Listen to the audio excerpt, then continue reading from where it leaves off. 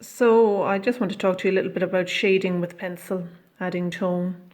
So I've done a line drawing of my apple, and now what I'm going to do is I'm going to use the pencil. I'm going to use not the tip of the pencil but the side of the pencil to shade in the apple. So the thing about the apple is it's not white in any area at all, apart from there's probably a little spot of light on it. So the whole apple needs to be shaded in. So what I'm doing first is a general light sort of a shading in with my pencil, and I'm using the side of the lead of the pencil. I'm just very, very loosely following the contours of the apple as I shade.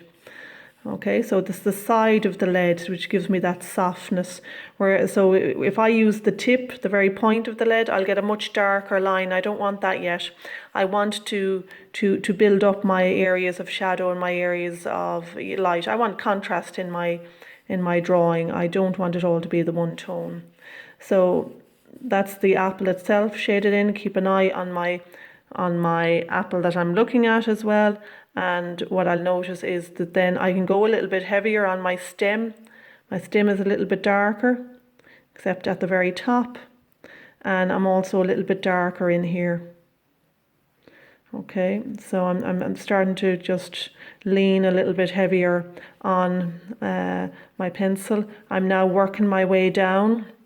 On this apple, the left-hand side seems to be the darker side. The light is coming from the right. Well, it's coming from the light above us, but it also seems to be coming more from the right, and we have a lot more shadow on the left.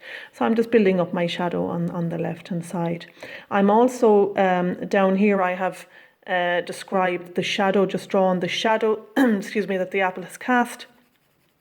So again, I'm going to lean a little bit heavier down there, just to describe that shadow as it comes out.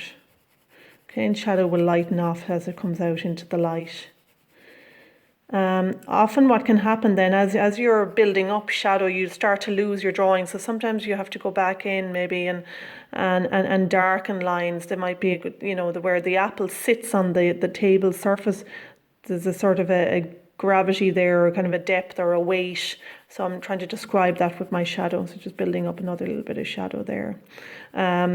The apple itself, obviously I still need to build up a lot more detail and shade on it, but I'll kind of work my way around. And also looking at the stem, where the stem enters the apple, it's like a little crater. So I'm putting in some of my darker lines there that I see on the apple and building up a little bit more shadow.